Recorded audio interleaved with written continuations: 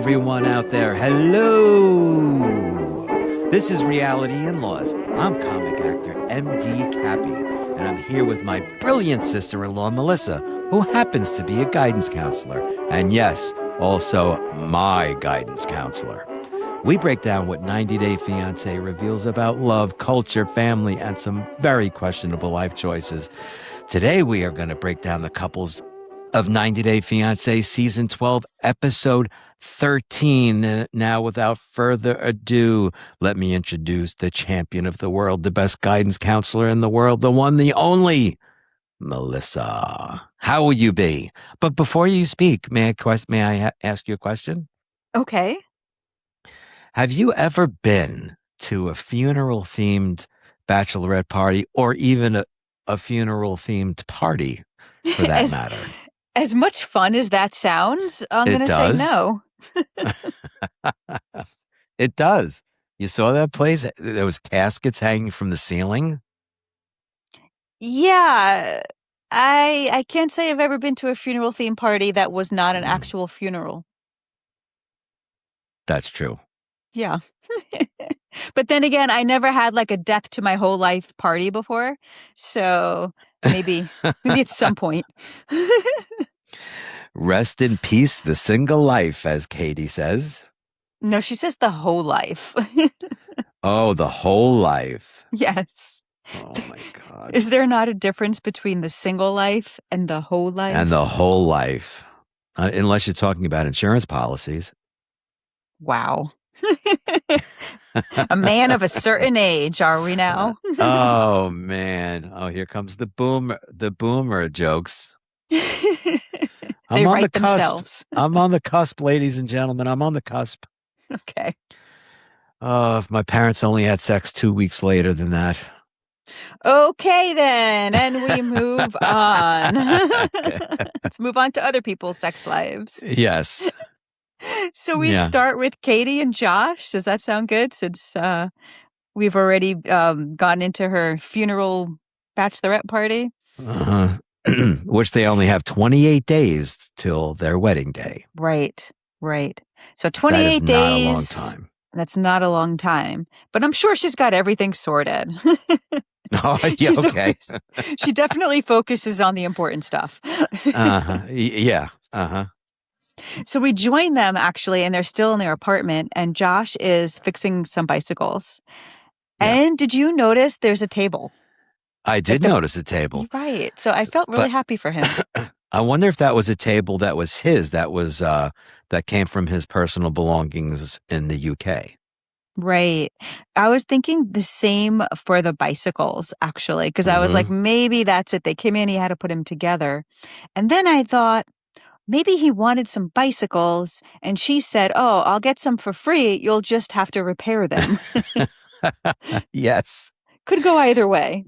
Yes, because remember she said, oh, I can get a table from my friend, but it's just not going to be today. Right. And you'll have to put it together. You'll have to put it together in, 3 feet away from the oven. Right. So I'll ask you this, because it's kind of fascinating that you recently also, as we know, you're recently married to my sister, but you guys had bachelor parties. And so I'm wondering if you guys had the conversation about what did you have the conversation like, hey, strippers, no strippers? What are the rules when you're going out for the bachelorette party or the bachelor party? Yeah, well, I see you smiling. Like, what was that conversation like? We didn't have like a conversation as of like, oh, don't do this or don't do that, do this, do that. I joked around, obviously. I don't even think the Chippendales are around anymore. I said, oh, what are you going to go to see the Chippendales? Like, old-fashioned ideas. We did not have the conversation. I'll preface with that. Okay. Did she ask you what you did? We were actually together at my son's house after each respective parties. Oh, that's cool. It was very cool. There was a party, like a birthday party, semi-birthday party for my son at his house. and my bachelor party ended at his house, and Jen came. Ava Cole, your mom. I hung out with your mom. That's funny, hanging out with your future mother-in-law at your bachelor party. Just dawned on me. You're so wholesome. I'm so wholesome. And we had a lot of fun. People brought your mom drinks, and it was a lot of fun. I like clean, wholesome fun. But did you black out? No, I don't think I had one sip of alcohol. We went and saw a show. We went and saw a show. We went and saw a show. We went to a very nice lunch, and then we went to my son's house. I just wanted it to be chill. I just wanted the people. It actually kind of refers to this program. I just wanted to surround myself at my bachelor party with people that love me and I love them, and just be together. That's it. So you weren't like saying goodbye to the whole life? No, I wasn't saying R.I.P. single life. I didn't have handcuff earrings in my ears. No, none of that. I do have some things about her saying goodbye to the whole life. But first, I do find it fascinating that she's like, look, if you were to grade me, like they seem to also have had some conversations, obviously off camera, where they came to an agreement where, he's going to consider more about raising the children Lutheran, these children they don't have yet, and she is going to work on drinking less, right? They seem to have kind of They're getting there. Them. Yes. Yeah, we join them in a better place, which is nice, I should say. And then she says, look, when I go out, if you were to grade my behavior, what would the criteria be? Okay. He says, try not to black out and try not to make out. Okay. What could go wrong?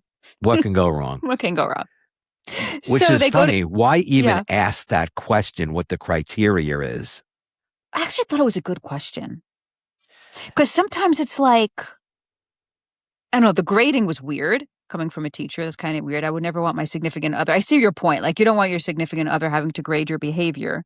But they could grade your behavior, but you don't quite know what the criteria is. So I'd like a good grading criteria. Okay. Because, for example, he could give her like a D or an F, and she's like, but, I did all these things, I didn't kiss any boys, and I didn't, I didn't drink any hard alcohol, but I didn't black out or I didn't vomit. Yeah, but maybe she did black out, and he's like, yeah, but I don't care if you drank hard alcohol or not. But the criteria was no blacking out, actually, right? So they're trying to get on the same page, but at the same time, it's like, what the fuck? So what can go wrong? So she goes out and she's dressed for a funeral. Maybe a sexy funeral, and they go to Sad Valley. Sad Valley. I want to go to Sad Valley. It was perfect for such a festive occasion. Perfect. She meets her friend. She's got Danica there, Heather, all the girls. And, it is funny because I do think that at like bachelorette parties, it can be customary to swap stories of the past and but Catie's like, hey, do you have any good stories about me back in my hoe days? Any good makeout stories? Yeah, do you have any good makeout stories? Oh. Wow. Do you have any good makeout stories, Cappy?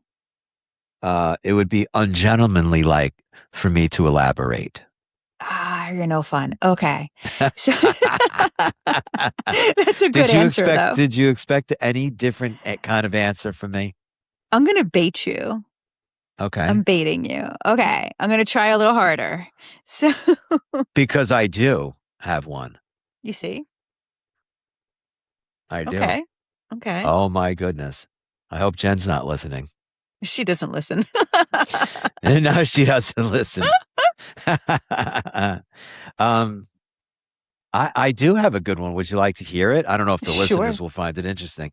My first marriage, I was in the Army and I was stationed at Fort Monmouth, New Jersey. Uh-huh. And I had a very good friendship with a female soldier. Mhm. Okay. Okay. And her name was Tina. Okay. She had long red hair, curly red hair. And I'll never forget it as long as I live. And maybe it was 10 days before I got married, I wound up in her room. Wow. And we made out. Wow. Yeah. And I'll never forget when there were some feelings there. Sure. Yeah. And because I don't make out with Right. someone or do anything if I didn't have some sort of feelings. Right. So Exactly. I remember coming back after I got married and knocking on her door, and she opened the door and she gave me a kiss and she goes, "Wow, you really did it, huh?" Yeah. Wow, that's quite a story. Oh, yeah. That's quite a story. It's quite a story. Wow. Tina Hernandez. I don't know if she's listening, but if I you can't are, believe you said her full name. Oh, yeah. I'm sure there's a million Tina Hernandezes. Yes, absolutely. So Catie, the makeout story with Catie is like she's making out with a bunch of people. One of them like texts Catie's friends. It's like, "Oh, I just made out with your friend." And then he's like, "Oh no, now she's making out with all these different people." And then he says, "I'm going to follow her around because I'm just afraid, that she needs someone to look out for her. So I'll look out for her, make sure she's okay." And then the friend gets a text from Catie that's like, "There's this weird guy following me around." So I don't know. Shenanigans. There's a lot of shenanigans going on. There's a lot of shenanigans. And then I guess it's also customary to play games at these things, So they play Never Have I Ever. Have you played this game before? I don't think I've ever played that game. No. Oh, okay. Yeah. I would love to. Yeah. You'd be fun. Mm-hmm. You're an honest guy. So yeah, the game is, if you've done the thing, then you have to drink. I think that's how you play. Yeah. It's been a while. Wait. Can we do it just for fun right now? For shits and giggles, excuse me, my language, Mom. Can you think of a question to ask me right away? Real quick? Okay. Never have I ever made out with someone before marrying into my family. Like just before. Like the Tina situation. Okay. No. Okay. No. Okay. So if I said yes, I would have to drink? I think so, yeah. I think that's how you play. And then Jen would probably beat the crap out of me. Oh, definitely. Yeah. Yeah. Yeah, no. So that's how you play. Yeah. That was, yeah. Yeah, I still don't understand the drinking part of it, but I think it's like the more things you've done, like the more you would drink. Yeah. So like never have I ever had a threesome. Right. Right. So I'm waiting for you to drink. But I haven't. See, you're no fun. I'm no fun. You gotta dig deep with me. We'll get there. We'll get there. You'll have to dig deep with me, yes. Okay. So why don't you take over the play-by-play now? Well, what happens next? What stuck out to me in this scene with her friends was how they start the never have I ever. That was kind of short, but then, Catie's talking about being married to a man for the rest of her life, but she says we have a boring sex life. Right. What was it again? Exactly. What was she referring to? Oh, are you baiting me? Never. Yeah. She says he's never performed oral on her. And I'm saying Is that what she said? That's exactly what she. Oh, okay, wise ass. Yes. That's exact as I'm blushing. That's what she said. And I don't know if that's something that you would share on national TV #1 and with your friends. I don't know. And I understand as as marriages and relationships evolve, if your physical life is not great, you can work on it. I guess, right? Mm-hmm. But to say that out loud, and is that the only thing that's on your mind? See, that's what got me, is that you have other issues, Catie, my friend, other than sex. Is that the most important, uppermost thought in her mind about her upcoming nuptials? I think that if all of the issues regarding her upcoming nuptials was a pie chart, Yeah. sex would be the biggest piece in that pie. Yeah. Yeah, I agree. Mm. Yeah, I agree. But that, it's produced so well because it kind of leads her right into making the statement. Right. Because the friends are saying, well, what are you trying to say? What are you trying to say? Just say it. Say, is it bad? Is it bad? And she's like, well, just the thought of me being with one person the rest of my life, Josh, just making out with one person the rest of my life. But she doesn't say an open marriage. She just says maybe an open thing.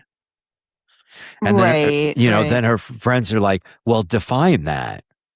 Is it just making out with someone? Which I don't know about you. I would think if you're in a relationship and even if you make out with someone, that would be considered cheating. What are there layers to cheating? Oh, for sure. For sure. I think, well, I don't think that she considers it cheating. Also, I don't think, gosh, there's so much here. Okay. But I think much. That the friends are asking questions because to Catie, she says an open thing, which as you pointed out is very vague. She's not saying an open marriage. She's not saying making out. She's not saying sex with. She's not saying, but she's basically like, look, the sex life isn't satisfying. Right. And I can't imagine just having sex with one person or Josh. So I want an open thing. And the friends are like, what does that mean exactly? Does it mean you can be with friends? You can be with randos? Is it making out? Is it sex? What is it exactly? And, they also ask, like, is this going to be a make or break it issue for Josh? Yeah. Yeah. Catie's like, gee, I don't know. It's very odd because if her sex life is not satisfying to her, why not just talk to him about it? As you pointed out. Exactly. Why air that laundry? Talk to him about it. Yeah. And then why jump to open thing?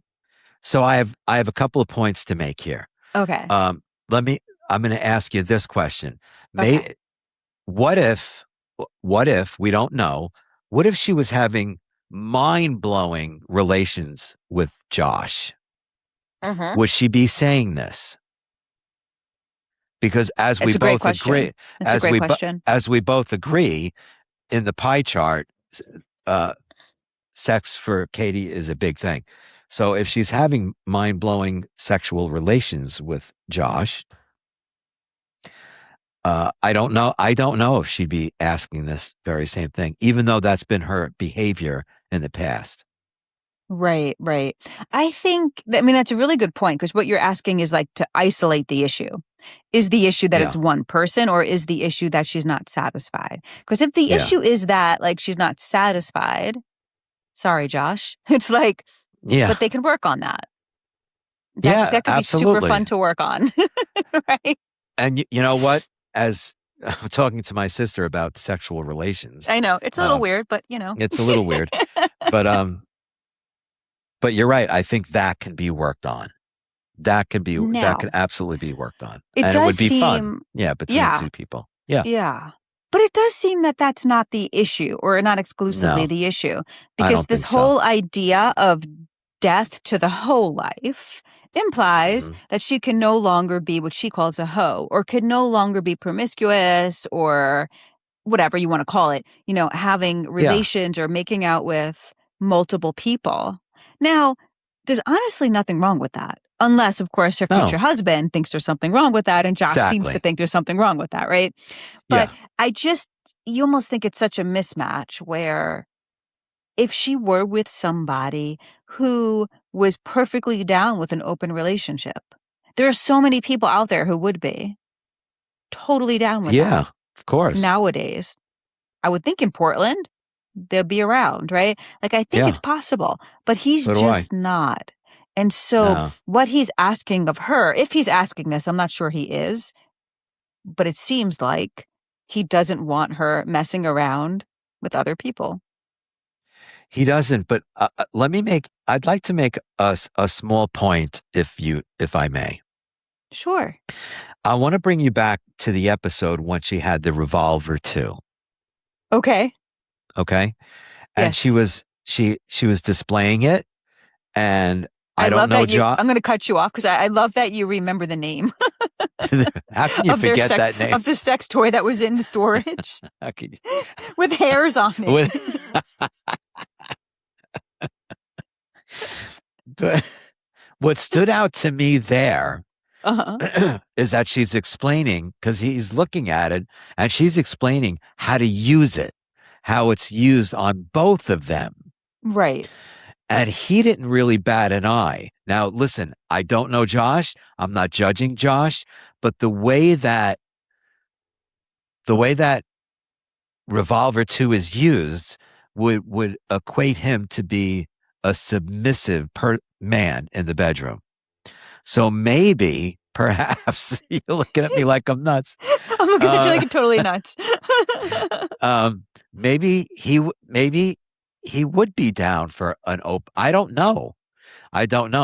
But when she was explaining the Revolver 2, it said, and I'm looking at his reaction, and I can't forget it, because he didn't really flinch when she said, well, this part goes here and the other part goes here, which would be him. And he didn't really flinch. So I looked at him like, maybe he's a little on the submissive side, which is fine. Whatever happens in someone's bedroom is their own business. But okay, I think it could be a few things. I mean, look, it could also be that she explained it before, and because at that time when she was explaining it, it was like in their interview. So maybe she'd said it before, and so his reaction was unremarkable. Or maybe it was unremarkable because he was like totally down with it, which is fine. But I just challenge the idea that just because a guy might favor penetration, that would make him submissive in the bedroom, or also make him submissive in a way that he'd be okay with his boundaries being crossed with her no, and sleeping with other people. I'm not saying that. I'm just kind of paralleling the two episodes, and that's just my thought process on Right, this. right. I mean,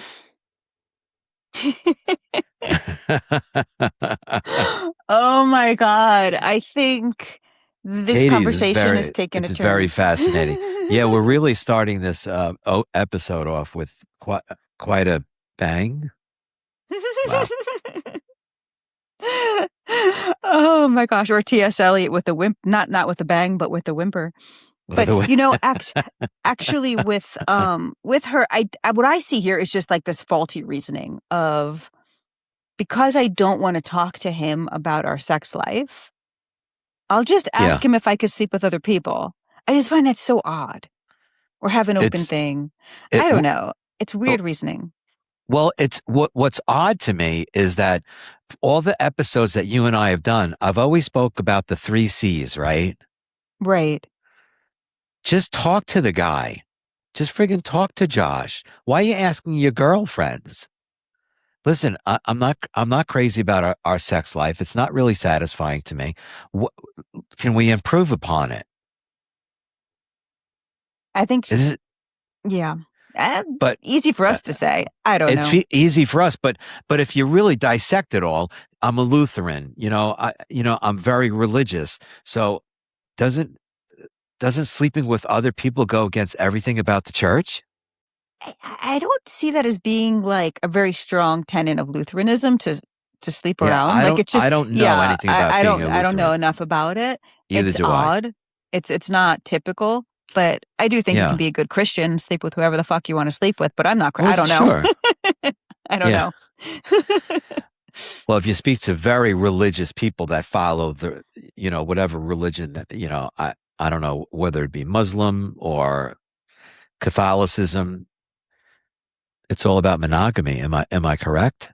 Yeah, it does seem incompatible to some, I'm sure, that she can be strictly Lutheran and sleep around, but I don't see it that way, as incompatible in that way. She might also just, like, that only seemed to have come up around her parents. So who knows how much of that's really her or her parents. Yeah. And again, different churches and religion, they just have different ways of going about it. As we know, right, from like Shea and Annabelle, like going to different kinds of churches. They're all Christian, but clearly they're very, very different. And so I don't know. Yeah. So speaking of communication. Marissa and Edward. Okay. Let's go to New York. Marissa and Eduardo. Oh my God. What do I do with you? What's wrong with what I said? No, I don't know. I guess he wants to be called Edward. Edward. Although Marissa's friends call him Edwin. You call him Eduardo. Eduardo. I'm just saying it. I'm just fooling. I'm just goofing around. 44 days to wed. And they have a lot to work through. Oh my gosh. They have to understand who they are. Okay, so this is your favorite line that we've been talking about from the trailer. Kind of finally comes up. Finally. It almost seems like she is trying to, I don't know if I mentioned this last time or not, but it seems like she's almost trying to get him to break it off with her. We spoke about this last week. We did. Yes. Okay. It just seems so striking. So, but she backtracks. I do. Sometimes I do feel like she's pushing him just enough where he would say, all right, that's it. I'm done. But then she says, well, I want this from you. I want this from you. I want you to be independent. So she's not, she brings him to the point, just to a certain point, without pushing him over the edge, because he's not taking the bait. No, he's not taking the bait. And actually, he is pushing back. So big. Yeah. He's pushing back. So she said, and she says things like, so they're still having this conversation where we left them off last time. The skyline in the background. Could be a super romantic moment, but she says things like, I don't want you to be subjected to someone who doesn't want to be married. He's like, look, you have to, like, I get it, but you've got to move forward. We can't keep doing this. And yeah, it's sort of interesting. She says something like, this is one of those instances where his positivity shields him from things. Yes. Like, we're in a situation right now where I think love isn't enough. And he's like, you're ignoring how I feel. We're at the halfway point. I thought it was very interesting. I thought it was very interesting because she said your positivity gets in the way of reality. Something to that effect, correct? Something like that. Yeah. There's part of me that really respects Edward because he just puts it on the table. This is what I need. And it's not like, Marissa, it's not like you haven't given me this before. So this is one of the reasons I fell in love with you. You're affectionate and you're, right. All of those things. But in the this particular episode, there's a couple of things that stand out to me, and it really has nothing to do with what they're actually wanting from each other. There's a couple lines that she said, and there was a couple. I wanted to ask you your opinion because I feel very strongly about something that happened between them in this episode. Okay. He went through her phone. Right. I think that's a huge invasion of privacy. So I don't think I don't know how you feel about, going through your partner's phone without their consent. Mm-hmm. And I'm just going to I'm just going to say this. I know we haven't said it yet, but I don't know who I am anymore. She says, maybe he doesn't know who he is. Because when you go through someone's phone, that means you're questioning everything. What are you expecting to find on that phone? Because well, he says, well, I was so unsure about things. Maybe she's talking to someone else. You don't go through a phone. Just ask. Just ask. I think it's very devious going through someone's phone without their consent. Yeah, I would never want to be in a relationship where it's like that. That's just not, I don't roll like that. But it doesn't roll. Yeah, That's a very dark place to be mentally. I tried to understand Edward, like what would actually bring him to the mental reasoning in his mind. You know what? Her Okay. phone's here. I'm going to look Okay. through it. I have 2 points. One is I'll answer your question because I thought about that. And then 2, I'll have something else to say. So to answer the question, I think in his mind, it was like this. I think it was, oh my gosh, she's changed. She's not affectionate. I need affection. And what is going on with her right now? What is causing her to change? And I'll just continue. I think you're feeding your dog. And so what is causing him to change? And I think in his mind, because they have already said something about like he's being a jealous guy. He is a jealous guy. Or in his mind, the only thing probably that would cause her to change like this would be a man. And suddenly it's like, look, we never knew about some ex in Marissa's life, but that's what he's thinking. He's like, it must be a man. Otherwise, why else would she be changing so much? Oh, hi, Emma. Aw. Hey, Emma. So that's what I'm thinking. I'm thinking that is Edward's just thought process. Okay. Does that make sense? It does. Okay. It does. And then the second part is, and I am not a proponent of looking at someone's phone. Like you said, No. you should just talk to them. I've never done it. I've never snooped through someone's phone looking for stuff. I would hope no one's done that for me. But I think that I know a lot, not necessarily a lot, but I know folks who have done it. Oh, yeah. And I know it because they found something. They were like, I had a funny feeling, so I just looked. And they found. Mm-hmm. So sometimes it's like I can confront them, but they're not going to be honest with me. I have such a funny feeling I'm going to look. I feel like I would never, ever do that, but I've also never been in that position. You've never had, let me ask you a question. Have you ever had a gut feeling that something's going on within the confines of any relationship you've had? Not in that way. Not in that way. Okay. Because usually they say your gut feeling is usually right. Right. Mm-hmm. And so, and I've, as you know, I read so many relationship things. If your gut instinct is telling you something is going on with your partner and you go on their phone, 9 times out of 10, you are going to find something. So trust your gut, but you're actually doing something very, very shady by going through someone's phone. You really should not do that. It's very insulting. I think it's very insulting, and it's very insulting to yourself. You're actually stooping to a level that's. I mean, borderline. I agree with you. Like, you shouldn't do it. Yet, it's like, if you do it, for example, and you find something, well, it's like, oh, you trusted your gut and you found something. Yeah. Good on you it's for confirmed. Trusting your gut, right? Yeah. But at the same time, the act of doing it, if you don't find something, is problematic because it's like, well, you should have just talked to them. You shouldn't stoop that low. And therefore, it's hard to really judge it without determining if that was a good decision or not based upon the result of the decision. It's tricky. And I've never been in that position, honestly. So I don't know. Yeah. But I would freaking hate it if someone looked through my phone. I just wouldn't. Yeah. I would be like, you don't trust me? Like that would just, that's just not okay. And what's funny is a lot of, oh, jeez, sorry.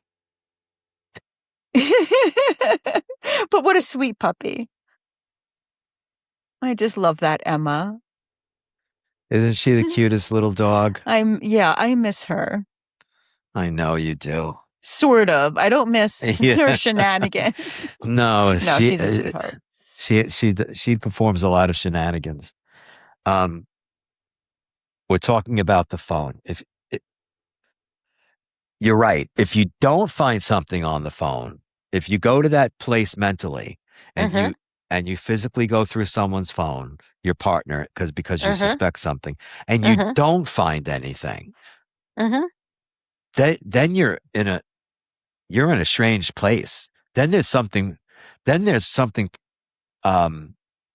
wrong with you. I shouldn't say wrong with you, but there's something missing within you. You really don't know yourself, because then you're dealing with some sort of insecurities or something. I don't know what possessed Edward. I guess because she's changed. If he wanted to justify it like that, but he didn't. He just said, I was very upset.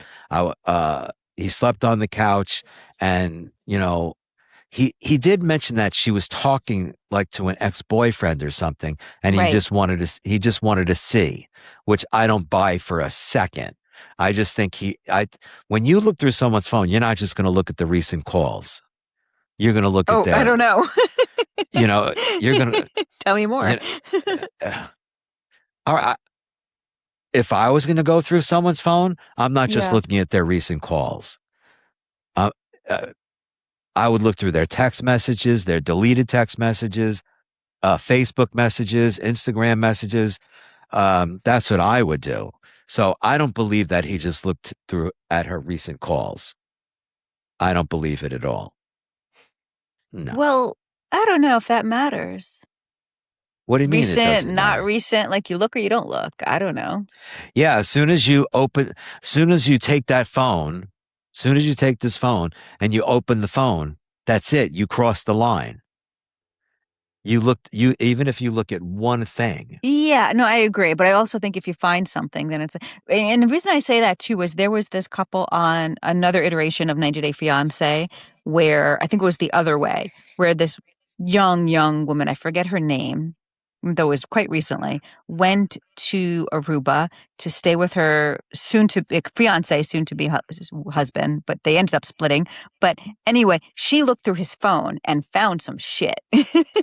And the whole time he's arguing with her, like, you looked through my phone. And she's like, but all this shit, you're with all these girls and you're texting and I was right next to you when you were doing these texts.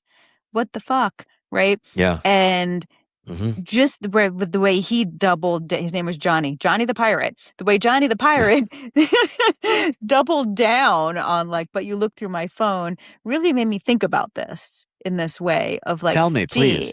No, she shouldn't have looked through the phone, but he would have just denied. She had a funny feeling, or maybe the phone rang or, and she looked at it, but it did lead her to look, and she found stuff. And I know other people who have done it and they found stuff. Me too. Yeah. And it was good that they found stuff because then they know, right? They can make their choices. I understand. But then the dichotomy is, okay, if you find something, what do you do with that information? Well, you confront. You confront, but you're actually admitting that you did it. Right. Right. But with Johnny the Pirate, he was just pissed off that she crossed the line and went in his phone. Oh yeah, and then he was like, "Oh, but I would take you back." Oh, Chloe, her name was Chloe. I'll take you back. She was like, "What the fuck?" I'm like, "What?" Yeah. And interestingly, okay, she left him. She leaves, and then we learn later on, she came back later on that day, and they slept together, and then she left for good. Love is complicated. Love is complicated. See, I don't think it is. I really don't think it is. I think people make it complicated. Because if you know who you are, it's not complicated. It's like saying guns don't kill people. People kill people. Exactly. Maybe it is. Okay, yeah, maybe it is. It Okay. is. Yeah. Yeah. It's Okay. people. It's people. I don't think relationships are that complicated. I don't think love is that complicated. I do think, as your father pointed out, Okay. that Jen has told me, love is not enough to build a long lasting marriage relationship. I don't think it's complicated. I think you just have to make that conscious choice every single day of your life to choose that person. Okay. To get to know them, be curious, and don't do devious things. See, I thought what he did was very devious. He did And I'm not, apologize. He did he did, apologize. he, Yeah. oh, but he did apologize. I'm not giving her a pass. I'm not giving her a pass. Yeah, I'm picking on. No, I'm not picking on Edward. I'm not saying he has an issue, and I'm not saying he's the only problem Right. in their Right. relationship. She's got issues as well. As come on, I do like his communication here because he was like, so do I. yeah, Yeah, he owned up to it. He did apologize. he And did. then, okay, so then they go to the cafe and they try to talk it out, which is great. She's like, let's try to talk it out. And he's like, yeah, I agree. So they went and they do this. And then they end up making the ultimatum list. What was really interesting to me also was seeing the two of them at this cafe, and the server kept coming over to them, and just Yeah, seeing how Edward looked at the server, at yeah. the waitress, the person waiting on them, Uh and the smile, like almost like an awkward huh. smile. Yeah, you Yeah. could really see how Oh how yeah. yeah. And she asks for pen and paper so they can Uh make the huh. ultimatum list. All right. So for him, what he needs to be secure in this relationship, which in some ways the question is great. Writing it down, okay, fine. But the fact that I don't know, they're not necessarily splitting, but like they have 2 weeks to figure it out or something, and then they'll Well, make the he call. says 2 weeks. Yeah, yeah. She said 2 weeks, and they both agreed. Yeah. Kind of. Yeah. I, I'm a little confused about that part of it, but okay. Like, what's going to change in 2 weeks? It's a trial? Well, two A weeks is trial not a run? 2 weeks is not a No. it's not a long time. They had Um, 45 days and now in the next 14. Okay. So for him, it is look, he wants hugs and kisses, and he wants to know when she's aggravated if she's aggravated at him. That's his ask. yeah, Okay. Okay. It's very little. very little. I don't think he's asking for much. No, it's it's it's it's very reasonable for her. And I almost think that there must have been more, but this is what made the cut Yeah. because it's like he should ask for more. Okay. For her, um, it's you need to work on this feeling of jealousy that you have. And he says, you're right. I'll work I'm on going to that. tell you something as a man, I can Okay. say, Uh-huh. Yeah. it's so true that I've read right from the Gottman Institute. If you're um affectionate with your man, it calms all of his anxieties. It calms 98% of his insecurities. It's a proven fact. So I understand Edward here because I've read so much and I've lived it. If someone is affectionate with you and then all of a sudden they're not, that's like a big, like, I hate to use the word red flag because red flag is thrown out there so much, but it's a red Uh-huh. flag. Why you stop? There's a reason for it. Right. And it's so Yes and no. obvious. I think, yeah, that's true, but I don't We're going to love how you, disagree on that. We're going to no, no, no, no, disagree no. on I that. agree with you there, but I don't love how you gendered it. Like, you made it Well, like what? The woman's got to like please her man, or he no, will no, no, cheat no, on no. her is sort of the No, implication. Okay. I'm not saying that at all. Okay. There's studies that say what women need to make them feel safe and seen and made to feel confident in the Okay. relationship. Okay. I mean, there might be studies. I don't know. I'd love to see the studies. But I would say, I think that gendered stereotype there. Well, I don't you're saying subscribe to. gender, and I respect what you're saying, but it goes for the men and the women. I don't read just from a man's perspective. What I study is from both sides, the men and the women.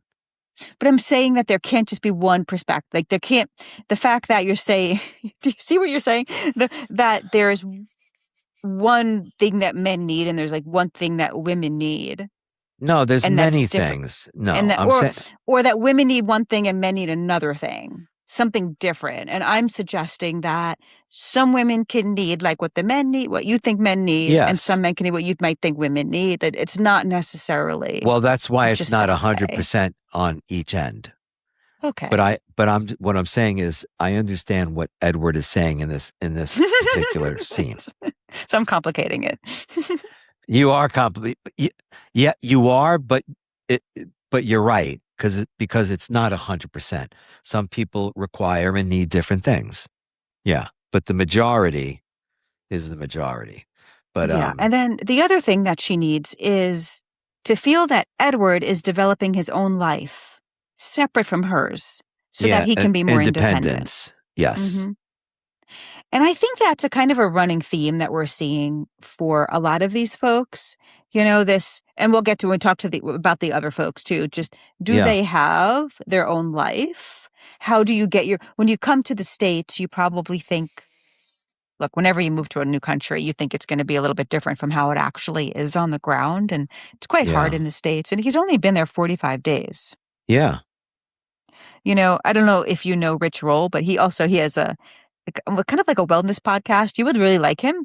Actually, his podcast. Rich Roll. Yeah, he's really wonderful. He's like he was, or maybe still is, an ultra athlete, and he interviews a lot of folks that would definitely interest you. Okay. And I think you'd be also interested, like his wife as well. I think you'd find her interesting. Rich Roll, Roll. Yeah. That's actually his name. Uh-huh. Okay. Mm-hmm. And he says something like this, like, you will really overestimate what you think you can do in like a month or a few months, something like this, but underestimate what you can do in 5 years. And I think that's like really true. And, applying that, like that kind of mindset to, the expectation of, look, he's been here 45 days. Like, I think we're overestimating what this guy can do. Yeah. But give him 5 years and he could have his own like baseball school, be coaching kids. He's so good with kids. What a shame that would be, that if he didn't do something like that, share his passion. And again, I'm a teacher, so I think that's a great thing to do with one's life. But, yeah, go ahead. Yeah. Complete your thought, because I have something to say as well. Yeah, something like that. But also in addition to that, I think he does need, you can't just go into another country and start things from scratch. It's very hard. You can, yes, but she has resources, like she has networks, resources, whether it's money or just, the people that she knows. Yeah. That network, and she could help him. And to contrast that with like Mallorie and Rașit, because when we do get to Rașit, we do see him having made about like 2 billion birdhouses already. Yeah. In 40, he's keeping him. Yeah. But she hooked him up with that. Also, she did. She helped him with that. Yeah. She supported this and didn't just say, "Oh, it's a hobby" or whatever. She instead was like, I'm going to go to Lowe's and buy you what you need. Yeah. Before you can start working here, so you can do something productive and feel good about yourself, but also be productive, right? Like, so all right. Yeah. So let me ask you a question. Can we go back to Marissa and Edward real quick? Absolutely, because we're still on them. Yeah, for sure. When we were at the friends party with them, she said, "Don't bring up baseball." Right. Exactly. Now, going to your point with you don't know what he's only been here 45 days. He loves baseball. How do you know? He could be a manager of a minor league team in 5 years. You don't know. Right. You have no idea. And also, idea. the more he talks about his passion, like whenever you hear someone talk about their passion, it is so attractive. Like you're like instantly want to be friends with this person Yeah. because they have this passion and you become interested in it. And then you might say like, oh, I know so-and-so who has a sports camp or who is looking for this or who funds projects like this, or you can even volunteer your time, working with this special camp or whatever, and you won't get paid, but you could at least start get in networking. the game. Yes, exactly. Get in the game. Get in the game. No pun intended. Right. So, but she seems to have, as you mentioned, like she's actually suppressing it. Yeah. How do you feel about if you're talking to your spouse and they roll their eyes at you? I'm not a fan. Yeah. I wouldn't like that. Because he did it, when she was talking to him. And she goes, don't roll your eyes at me. Yeah. Because it is a disrespectful affect. Yeah, as is saying, don't roll your eyes at me. Yeah. I rolled my eyes at you at one point, and you said, did you just roll your eyes at me? Yeah. And I like to make a joke about it. Yeah. I as a counselor, I had at a previous school, the students would come to me, and they talk about issues they had in class sometimes. And there was one teacher who would often come to me and ask about students. This is so true. Ask about students and how he can reach them. Like he really cared. But in the class, it read differently.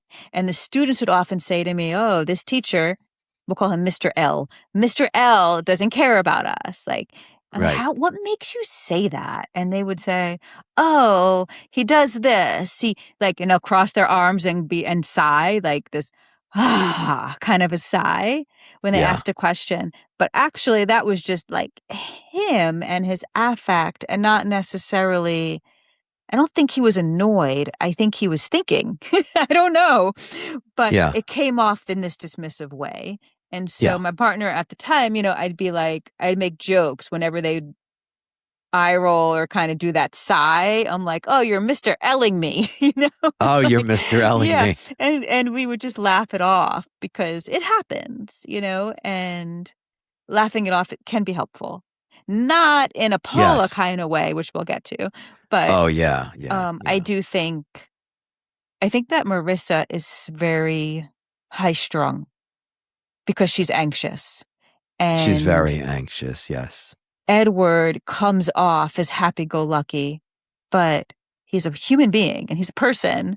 And he's just because you are happy-go-lucky doesn't mean that you don't have important feelings and they're not worth anything. And I think she could almost steamroll him if he weren't pushing back. If he wasn't pushing back, I think she would have rolled over him very, very quickly. I don't like ultimatums in relationships, but I don't know. Maybe you disagree or agree. I don't know. I mean, they're never a great idea. The issue with this particular ultimatum, well, what's good about it is they have an agreement. Like there's both things they're going to work on, I guess. This 2-week thing is nonsense to me because it's only 2 weeks and I don't know, whatever. It just doesn't make sense. But also it's like he already said he was going to walk away. If you don't tell me right now and give me an answer, I am going to walk away. But now he's giving her 2 weeks. Yeah. So his position has weakened. And that's not a good place to be. It's not a good place to be, but why? Because an ultimatum only works. Honestly, like if you're going to give an ultimatum, it's only going to work if you actually follow through. And he didn't stick to it at this point. He's now delaying it. So, there's no teeth. No, and I think it's just my own beliefs that ultimatums usually don't work. Probably not. No. Never the sign of the best relationship. No. Listen, we've talked about Marissa and Edward. You talk about gut feelings. Think about, you just mentioned her anxiety. What about, and I'm not siding with Edward because I'm a big supporter of Marissa. Big supporter. Mm-hmm. But imagine his mindset looking at her phone, how much anxiety must have been going through his body. Right. He's sleeping on that couch, Sleeping on looking the at couch. yeah. And she got pissed off when he said, I'm sleeping on the couch, because she was in the doorway of the bedroom. All right, well, I guess I'll see you tomorrow. And she kind of slams the door on him. Yeah. So in his mind, I mean, I'm trying to think, to have such a gut feeling to go through someone's phone, that's a lot of anxiety going on in your body. I'm like, oh, should I go through her phone? And oh my God, and then what do you do with the information that you find or don't find? I know I keep on going through this, but You really are. it's, Yeah. I am, because I'm so wound up about this. If you just know who you are, what you want, love is not complicated. It really isn't. Right. I see you giving me the two eyes there. Well, I do have two eyes. Yes, I know. Yeah, I don't want to belabor it. Yeah, I do think. I don't think okay, love is complicated, love is not complicated. I don't know. I just think there's just a lot of circumstances. Circumstances that, yeah, but Like maybe love is not complicated, but maybe, maybe she is complicated. Maybe her anxiety is complicated. Maybe her family is complicating it. Maybe her friends and absolutely. blah, You could see how much she has a lot of outside influences outside of her relationship. Yeah. Yeah, that makes it hard. It makes it hard. It does make it hard, but if you know you want to be with that person, you just have to. It's all outside noise. If you want to be with someone, you just have to stand up and say, "Well, I want to be with this person. I want to make it work. So, I respect your opinion, but leave me be." Maybe she is the most sanest person out there, meaning it's 45 days. He's been in the country and they're living together, and she is not sure. And maybe that makes the most sense ever. She could be nicer. Be. Yes. And I agree. And I'm team Marissa, but she can be nicer. She can. Absolutely. Yeah. And Edward, don't go through her phone again. Just ask her. So, yeah. Okay. Let's move on. Let's go to Paducah. You in? I'm not in the shower, but I'll talk about them. Oh my God. I wasn't really ready for that. Was anybody? I didn't see a lot of it. I just put my head in my hands. Oh, you did? No, I watched the whole thing. I couldn't. And thank God I have therapy in the morning. Okay, so we start out with these two, and the wedding is a month and a half away. 35 days. 35 days. Okay. And she is, I guess, like his exercise teacher now. Yeah, and Zumba. I also wasn't prepared to watch Shea exercise. I wasn't prepared to see Shea trying to do Zumba. No. That's Zumba? I'm like, that's Zumba? The hell? I think she's brilliant. I think what she's trying to do here could be some form of, do you know what temptation bundling is? I think that's what it's called. Please explain. Okay, it's like, for example, you're my guidance counselor. Okay, let's say you want to form a new habit, but it just sucks, right? And you can't really seem to form it. So let's say you want to exercise. So it's hard for you to do. So you bundle that with something else that you love, that you only do, or you could associate with the exercising. So for example, I'll go on the elliptical and watch this TV program, Okay. And then I have a positive association. and something I do like only on the elliptical. Super great. So I think she might be doing something like that, where she's like, all right, so I will bundle the exercise with sexy shower time because I can't possibly see how they could be getting turned on from this. Me either. No. Or she wants him also to like shower more. So she's bundling that with like sexy time. I love your analogy with the temptation bundling. I do agree. I think she's brilliant. I really like Annabelle. And she's really trying her hardest to make this work. But I still go back to the first scene we've ever seen of Shea. I don't see the attraction. I just don't see the attraction. And I'm not just talking physically. You always say that, like, oh, I'm not just fat shaming, and I'm not talking physically. No, and I'm not talking physically either. I'm not sure. I'm really not sure. You know, I'll get back on track here. Then he said, then I think he made a bullshit excuse. I have a cramp in my leg. I just think he didn't want to do it anymore. Oh, I would imagine it must have been very hard for him. Yeah. Uh-huh. Mm-hmm.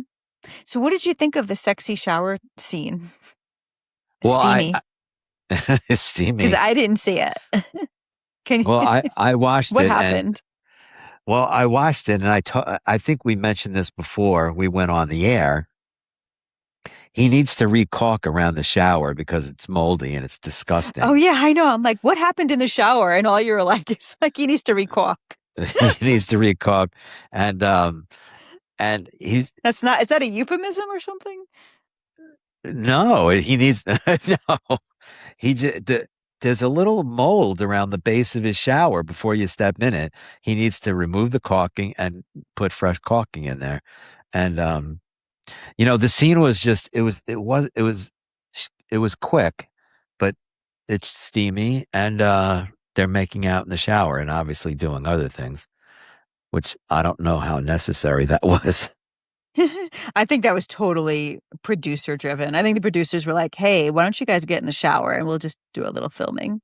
And they said, yeah. Sure, absolutely. Yeah. Mm-hmm. We've spoken about sex already at the beginning of this program, but she even admits that she has a high sex drive. See, I don't think he does. I think the temptation bundling, maybe she's trying to get his libido up. Right. No pun intended there. Mm-hmm. Excuse me, my dear sister. So maybe that's what she's trying to do. Try to get him in shape and get his libido up. I'm not really sure. I don't know what's going on. Throwing my hands up. I'd rather, I wrote down, she's cheeky. She is cheeky. She's cheeky. And I wrote down, she's like a little minx. Okay. She's sassy. Yeah, I don't know. There's something about these guys. I'm like, it's hard to watch. Yeah, but they're hard to watch. They are hard to watch. Although I think they're going to have a long life together. To tell you the truth. That's nice. I do. I really do. In their next scene, it's like he has this idea that if he puts her and his daughter Allison in the same place, like some kind of girly place, then by the end of the hour or something, they'll be friends. Like he tried it at the nail salon or the hair salon, and now at this bridal place. Yeah, it was like, okay, maybe like when you and Jen were growing up, your parents would just throw you in a room. You're not getting along. Oh, just go in the room and fight it out. Oh no, someone's gonna get hurt, Jen.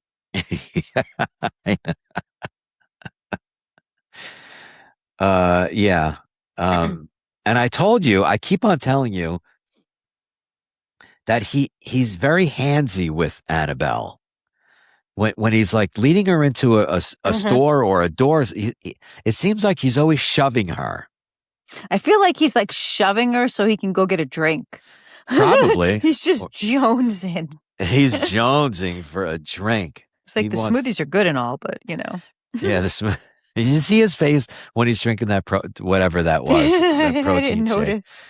Oh yeah, I think I see too much. No, it's great. It's fantastic. I love it. Yeah. So they're in the car, thrilled. right? Yeah, the three of them now are in the car, and then Allison and Shea are talking just like Annabelle is not there. Oh yeah. Mm-hmm. She's awful. She's like, "So is this wedding still happening?" Oh yeah. And he's like, "Of course it's happening. Do you have a problem with Annabelle or something?" And That's a real shot because there was silence, and she's like, "Is this wedding still happening?" Yeah. And I think I've said this before. That's a real shot over the bow. But what does that mean again? Well, in Navy terms, it's like a shot over the bow is usually when the guns on a ship are pointing towards the bow and they fire a shot, it's going over the bow. So she's firing a shot over the bow right at them. Okay. Yeah. By saying, "Is this wedding still on?" Right. He's like, "Of course it's still on. Do you have a problem with her?" And Allison's like, "That's obvious." It's obvious. So there's a whole lot of back and forth about this. Yeah. And, he's like, "Look, Annabelle's a sweet person and she doesn't deserve you giving her any grief." Allison says, "She fell asleep in church." Yeah. And Shea says, "My dad fell asleep in church." Yeah, I know. Oh my God. Gosh. Times I've gone to church when I was in my youth, when I was forced to go to church, I remember seeing a lot of people sleeping in church. I would imagine it happens often. Yeah. Sure. Yeah. I don't necessarily see it as a sign of disrespect. I thought it was hilarious. She said that. It was hilarious. Of all the things. I think then she calls her a bitch, and it's just not great. It's not a fantastic look in that car, and then he drops them off, pushes her into the bridal place. Is that, I'm sorry to interrupt you, but when he said she's going to be your stepmom, see, that label is a very heavy label. See, that's why I rather be like I'm called a bonus dad. Right. I think that's a little lighter of a term. She's also an adult with kids of her own. Exactly. Yeah. And her mother is no longer we learn her mother has passed. Yeah. Which is different from which we didn't know. If her mother were here and then she has a step parent. It's just different. Yeah. It's different. Yeah. Yeah.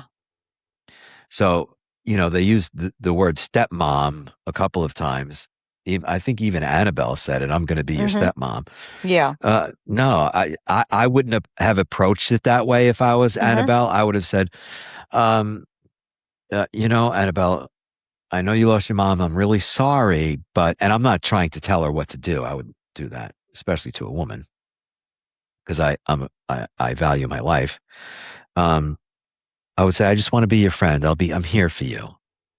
I'm here for you." Okay. Love is not difficult.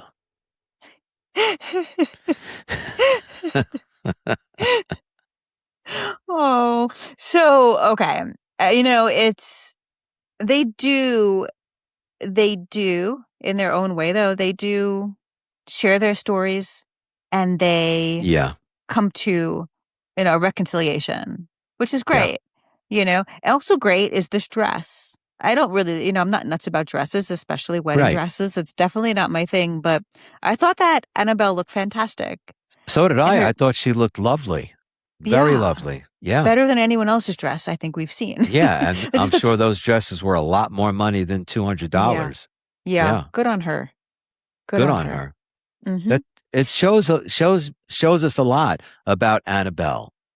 Yeah. Just by her saying, "You know what? Why do I have to spend thousands of dollars on a dress? I could be, realistic and, show my maturity in a way. I don't need that."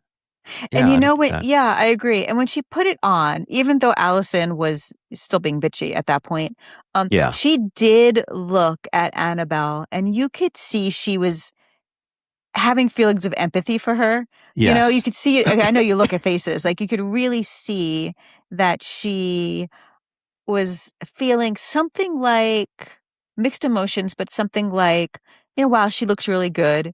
Hmm. And Annabelle's having a moment here where she's trying on her wedding dress and Hmm. feeling something for her. And I think it Yes. softened her a bit.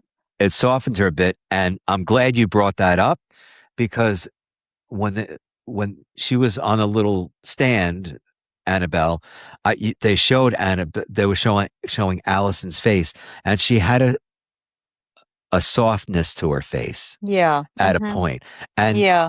and how I view people is how when I watch them, how they move me. And Hmm. I was moved for a moment, the way Allison's face was. Her face softened, and she had a tender moment there, with Annabelle, and maybe things were going through her head. I lost my mom, maybe I should really give this a try, and maybe Annabelle's not the bitch that I thought she was, or Yeah. and Yeah. yeah, Allison moved me for a second, and it could have been a combination of she lost her mom. We didn't know that. That news was revealed just a few minutes earlier. And I actually felt bad. I felt bad. Hmm. We didn't know. Hmm. We didn't have that information. We didn't know. And so I see Allison as I could see Allison changing here. I Yeah. can. I asked my mom, I was like, do you think she's less of a bitch now? And my mom said, well, just because, she lost her mom doesn't mean that she could be a bitch. Doesn't mean that Right. she can act like a bitch, right? Yeah. Um, and that's true. Yeah, she could It's be very nicer. true. Yeah. Yeah. And Annabelle was great in the sense that she apologized first for Yes. hurting Allison's feelings, the other Yes. day, and, said she wants to be a family together. Yeah. And I think that just opened it up for Allison. It And did. yeah, and then they shared, so Annabelle's backstory, which we have been waiting for, is she Yes. was working in Dubai Uh-huh. and taking care of elder folks for 7 Yeah. years, sending money back to her husband, and he Oh. cheated on her, had a Yeah. kid with another woman, which is Wow. crazy. That's That a is crazy. bomb. How do Yeah. you like how does no one tell you that that was what was going on? Like people back home must have known. Of course. How do you hide that? I have no idea how you hide something like that. That's why you need access to his phone. Or call your friend up and say, "Can you go through his phone for me?" And so she was saying, So like, she's got a lot of trauma herself. yeah. And she That's thought that she would traumatic. never find a man who would love her. And then she found Shea. And Shea does adore her. He It's true. does. Yeah. He does. He Yeah. adores her. Hmm. And yeah, so it gives some space for Allison to discuss her feelings. And they Yeah. kind of validate each other. It's kind of sweet, actually. And yeah. So she says also in her interview that her mom had like her own demons to face. Yeah. And that sounds like it was very difficult up until she Yeah. passed. Yeah. Absolutely. Yeah. So I'm Team Allison right now. Okay. And she says, we're going to change my name from spoiled brat to just spoiled. To spoiled, which I thought was cute, actually. I think it's cute. I think the peace will last up until she doesn't get her way with something. And then Yeah. she'll Well, turn bitchy. And I think this is that's a going to be the pattern. challenge. Yeah. Yeah. Because the next time she asks Shea for money with Annabelle in the room, Annabelle doesn't like that. So yeah, Right. there's gonna be a lot of challenges. Right. Okay, so that was sweet. We had a good moment there. And the veil looked really nice. She found a good veil that matched the dress. Yeah. And then I thought she Allison looked was, quite nice. yeah, and Allison said so. Yeah. Like that, you look really pretty in the dress and the veil Yeah. matches. It was like very nice. Yeah. Like she always knows what to say. She could either like choose to be a bitch or she could choose to be nice. And here she chose to be nice. She did. It's always nice to choose kindness. True. So let's jump to Mallorie and Rașit. And we don't get a lot with them. We start out with Mallorie. You don't get a lot. You don't get a lot, but I think I'm sorry to interrupt you at this particular moment, but there's something very deep about them right now. Right. I mean, it's the major conflict for them, really. And I can't get it out of my head still that you meet. I understand, we talked about checking boxes, but you're marrying this person and, say Jen and I, we were getting married. We were in our 20s right now. Right. And she said to me, I don't know if I ever want to have kids. See, I would process it much differently than Raș. Tell me about it. I would say, okay, let me think this clearly, Michael. You never stop being a parent. You really don't. But 18 years, 20 years, 18 years, they go off to college. I'm growing old with this person. This person is going to be the most important person in my life, in my world. And that's who I want to grow old with. That's the person. So I think Raș he's being nearsighted. If I'm saying that correctly, he's not looking long haul. He's not looking at, I'm in love with her. Nah, I totally disagree. Yeah, I knew you would. Yeah. But yeah, I that's how I would process it. But yeah, for him it's different. But I'm going to tell you something. Yeah. I'm going to tell you something. I think if Raș took the high road and said, you know what, Mallorie, I just want to be with you, and we can maybe revisit it in a couple of years. Okay. Nah, this is something that he wants. No, I understand. He really wants to have kids. I know. He spoke to his brother, and even his brother, whose name was Mel Sinky or whatever it was, Mel Kinsey. He said, "Oh, you have to leave her. She doesn't want to have a baby." Yeah. In his culture, it's like you don't do that. Plus, it's his dream. It's not just like in my culture we don't do this. We don't get married and not have kids. But it's actually, in addition to that, it's also my personal dream. And so. And if anybody forgot, he showed up at our house when he got to the United States with baby clothes. Right. Yeah. Yeah. Yeah. I've been in a similar position where, and I thought, I'm probably not going to change my mind here, so I got to let this guy go. He wants to have a different life. Right. And there's other fish in the sea. There really is. Like, it's not just this one person. Right. And so I look at it from Mallorie's perspective of let the guy go if that's what he wants, if you're not sure. And you too will find someone else who doesn't want to have kids, and it'll be fine. But you can go back to Brandon. All roads lead back to Brandon, don't they? Yeah, they sure do. Yeah. Oh boy. So they actually have two strikes, two issues, but the prenup still. But he conflates the two because, when they do actually go to the wedding. So what happens is, just to go up to it too, is, we join them. They're each like in their happy place.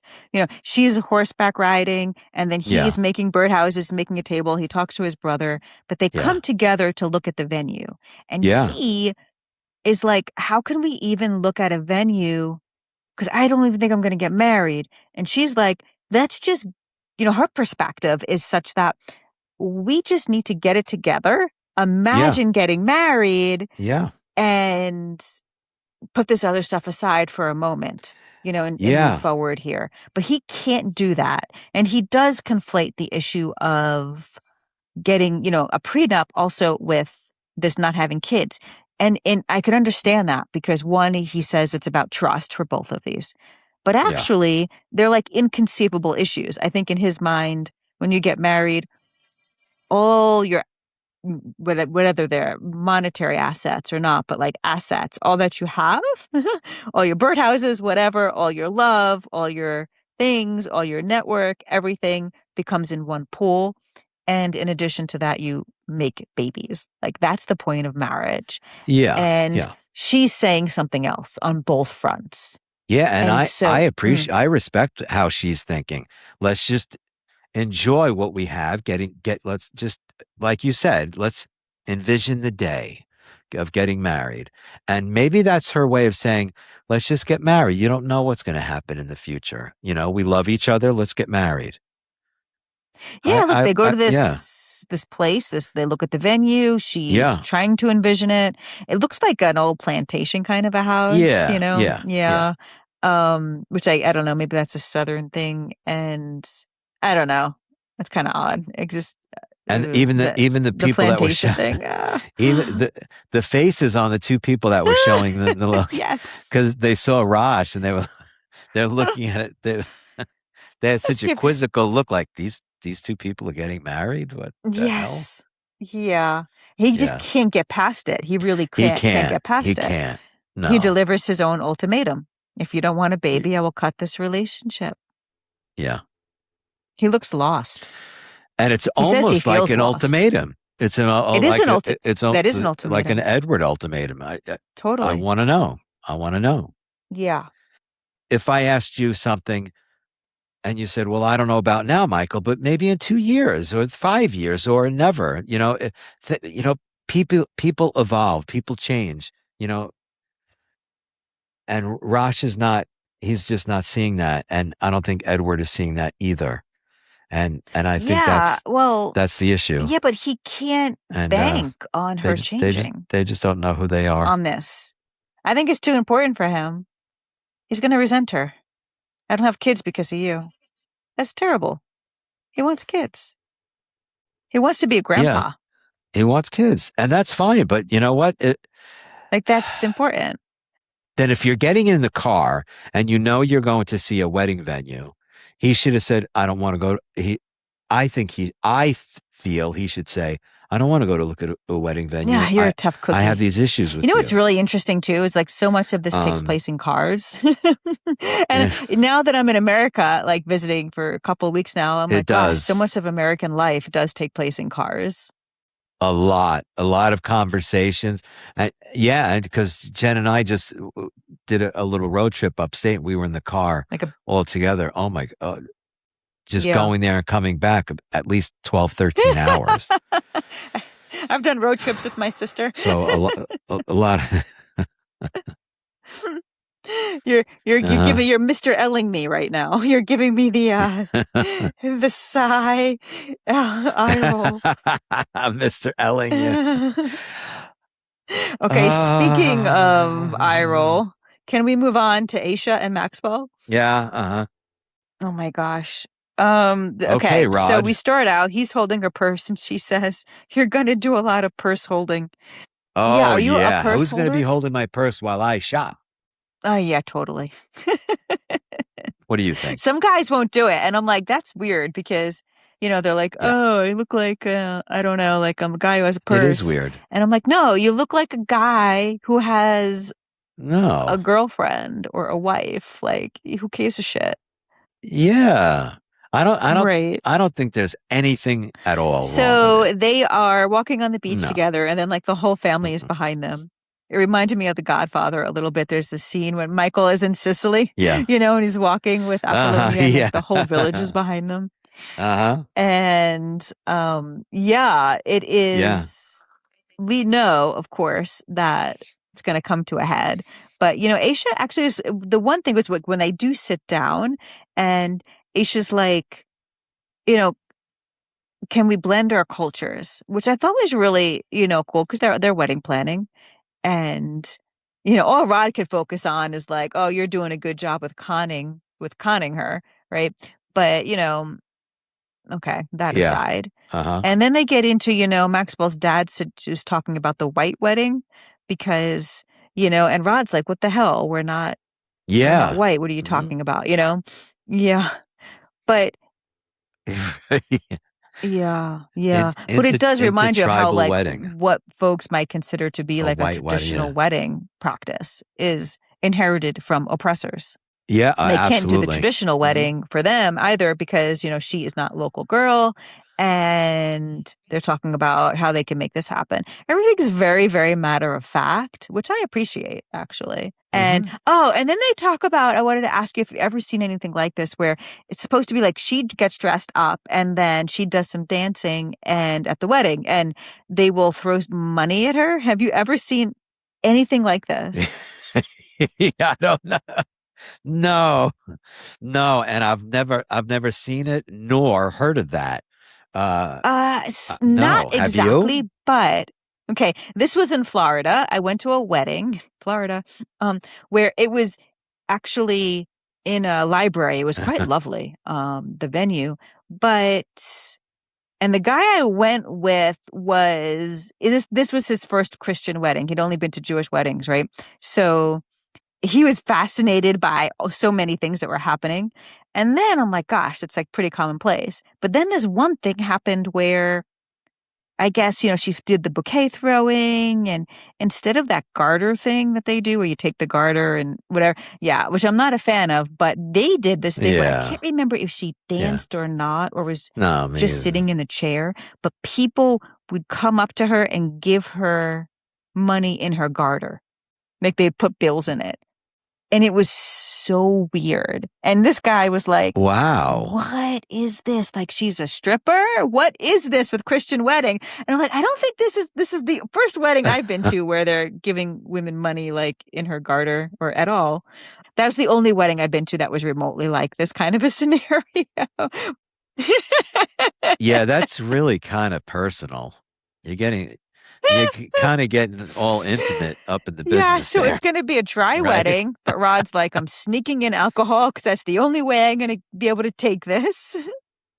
Oh yeah, yes. I'm gonna have a flask or something. And Oh then my they go and BYOB. have the talk with Maxwell and Rod. This whole paternalistic thing drives Oh me yeah. crazy. Uh-huh. But that's why he was called in, the godbrother. Yeah, He's me playing too. his role to do this He paternalistic was called thing in. he's Yeah. doing. He brings up again, oh, this is actually quite fascinating because he brings up again how he thinks Africans are always scamming Americans. He was Yeah. hell bent Yeah. on that. He's really But Maxwell hell bent doesn't on that, isn't really, he? I think, He's alleviate hell the bent. concern because he says, well, I know these scammers. 4 out of 10 folks around here are Yeah. scammers. I'm like, Yeah, wait, I are know. you? Yeah. Yeah. Yeah. And So I is he and I've heard saying, them. I've oh, heard them don't worry talking. about Yeah. it. I'm not Yeah. one of those. Like, only 40% of the men around here are scammers, and I know them well. And that's supposed to like alleviate your Yeah. concern. Okay. And That's I know them bizarre. well. Not the best response, Yeah. but Uh-huh. also No. it's like, really, Rod? Like he's just really fixated on. But I also understand that he's like, look, He's again, with like Marissa's having cold feet, like you don't really know each other. We don't know you. And so he feels the need to do the paternalistic thing and vet him. But yeah. the way he does it is in this way where he's, Yeah. uh, dissing the culture again and again and again, right? He Yeah. accuses him of being a salesman. You're a salesman. You're pitching to me now. Maxwell's like, look, Asha's smart. Just trust her. Trust your sister. I didn't know if that was a manipulative tactic or he was saying, well, you trust Ashia, so trust her, you'll trust me. I didn't know if that Right. was him trying to manipulate Rod, but I just took it for what it's worth as a They statement. don't really know this guy. It's true. No, they don't. Oh, God. And he says, you're like a newborn baby and you're a It's used car harsh. salesman. Yeah, it's kind of harsh. The only thing I agreed with, which I don't even know if it's true or not, because how long have Asia and Maxwell? I want to say a couple of years, but I'm not certain. Couple of years, because Rod said Hmm. Asia shouldn't be marrying potential, and of course, I have a relationship Okay. theory on marrying potential. If you see potential in someone, do you invest your time into someone who you think has potential to be a good partner? Potential to be a good partner, which I think is different from, I think what they're talking about here is strictly money. because Maxwell says, I just need an opportunity. Oh, yeah. Yeah. Right. And that's where, Rod's like, well, she shouldn't be marrying potential, not at her age. And I think there's a difference there. If you're in a relationship with someone who's maybe not giving you like the emotionally what you want, but you see potential, that's probably more of a red flag, right? Than it would be of like, look, there's someone who is moving to another country, needs to find a job, but is savvy, has some skills, has some trade, and can be a go-getter and make something happen, have potential. Yeah, but they don't know him. Like you said, they really don't know. He's literally a used car salesman. So like Rod's not wrong in saying he's a used car is salesman. the stereotype of like this man is the stereotype of someone who's trying to sell you bullshit. Right. And like the issues he's saying with the culture. And look, in 90 Day Fiance world and all of these kind of shows, the folks in Nigeria tend to be not earnest in their relationship, right? It's known. But it doesn't mean everyone there is that way. And Maxwell also, it's like when you meet someone's family, you're less likely to think that they're scamming you because you see them in their family unit. Maybe they're not less likely to scam you. I don't know. But I think that, I think this idea of him referring to him as a newborn baby is really awful. But it also, it reminds me of like Marissa and that Edward was kind too, of a crude comment. Where, Marissa's wanting him to be more established. And he's just not established in the States. It's just not the situation. I wouldn't call him a newborn baby. I call him a man with a passion, right? Who wants to get something started. And that's different. It's different. Marrying the potential. Nobody knows if Maxwell's going to go to Alabama and just sit on his butt and live off. Well, he says, we don't know. Rod, do you know? None of us know. I'll give you my word. I give you my word. And Rod says, is that all you have? Like, come on. Yeah, I know. You got to Rod really has to give Maxwell something. And that's just also not only does he say it, but it's the implication is that you have nothing. Absolutely. It's a very demeaning statement. Very demeaning. Yes. Mm-hmm. Yeah. Which means next week it's going to flip. Speaking of flip, Thomas and Paula. For me, Thomas used to annoy me. But now I am more on his side. Ooh, look at you looking at me. Okay. I know you're biased toward Paula. Uh-huh. Oh, I'm looking at you. Well, she's great, by the way. But no, it's not because I'm biased towards Paula. She's great. I mean, I understand. Listen, everyone in the world has some sort of issues. There's just something about him. I just rubs me the wrong way. Well, so much. But go ahead, so please. Much. I guess we'll start by saying Perfume Gate continues. And that's where we kind of really start. They're talking about cake and, he hasn't had cake. I think it was him who said he hadn't had cake in years. And, they both have dietary issues. And so they're able to find a place where they can go, where they can make a gluten-free vegan cake, which is great. I love it. Yeah. But then they're also... did. Oh my gosh. Absolutely. And then they also are arguing about the perfume spray. And she's like, I'm sorry I sprayed perfume in my armpit. Do you accept my sorry? And he said, and this is where it's like, you can make light of it, but he reads it as being dismissive. Because he's like, everything you're saying is funny, but get a better audience. Like, to me, it's not funny. And he's just like, he has this way of talking like, I need to be in my safe space. My home is my safe space, and you're spraying things around. And it used to really annoy me when he talked like that. But after understanding more about his childhood, the term safe space is less annoying to me and more like it's very important to him to have some order in his home. I agree. I 100% agree with you. The issue I have is that she keeps spraying he shit. doesn't stop.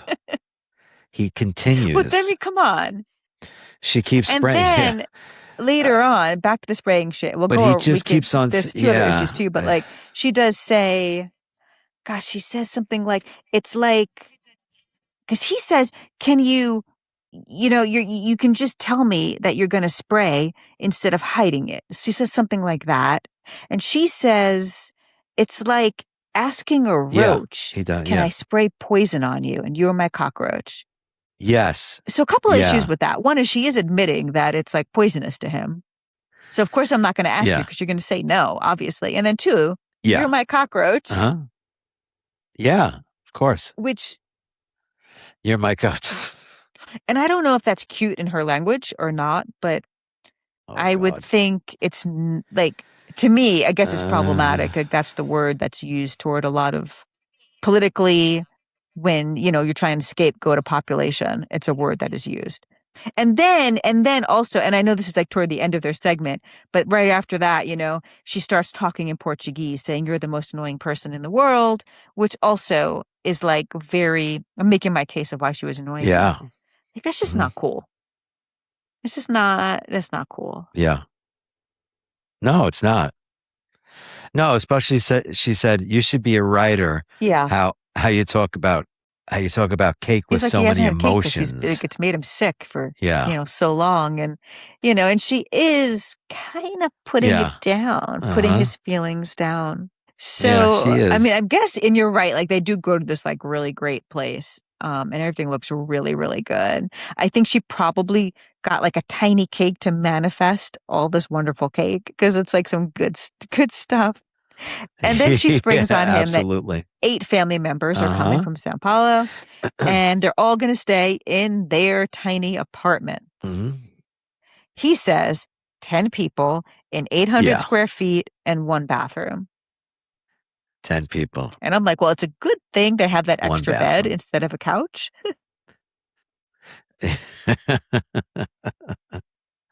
And then she said, oh, I want to give my parents our bedroom.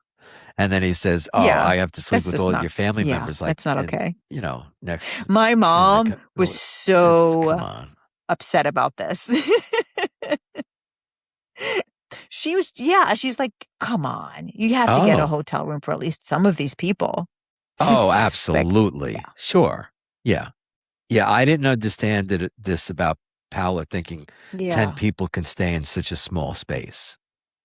That's just how? I think it must be producer set up because it's going to be funny for us, I guess.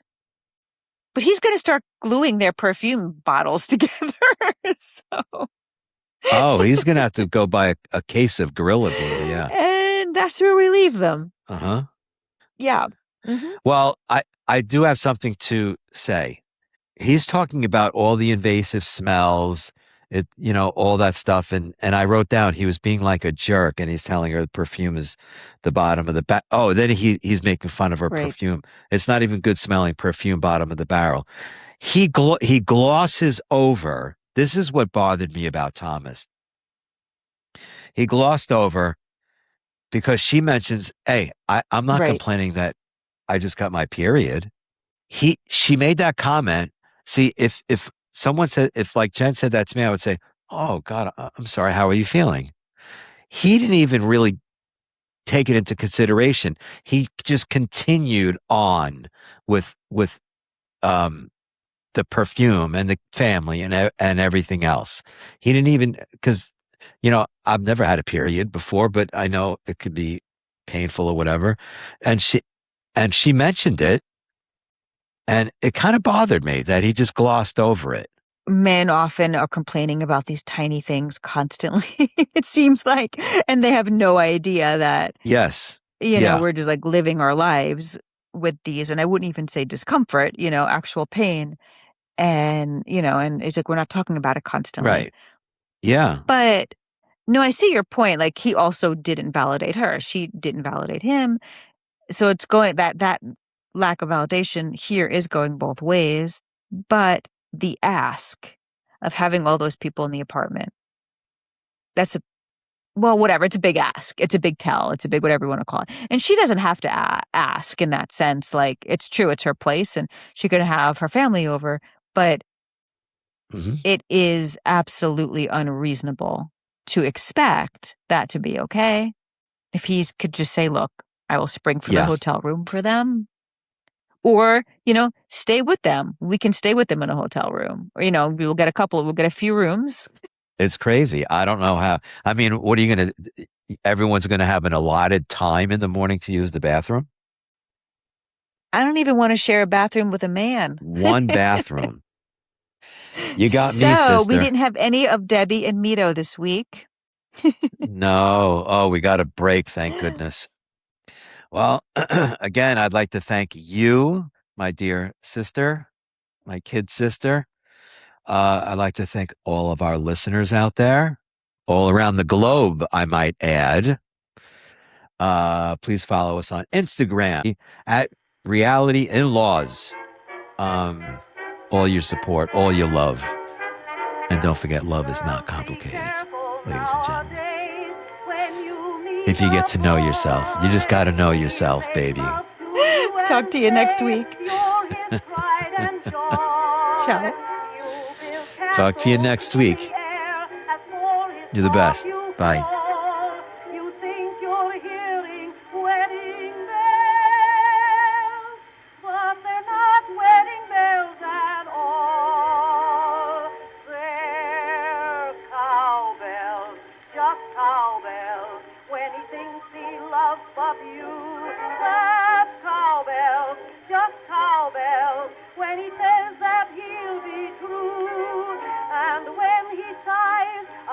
Your eyes, you're such a sweet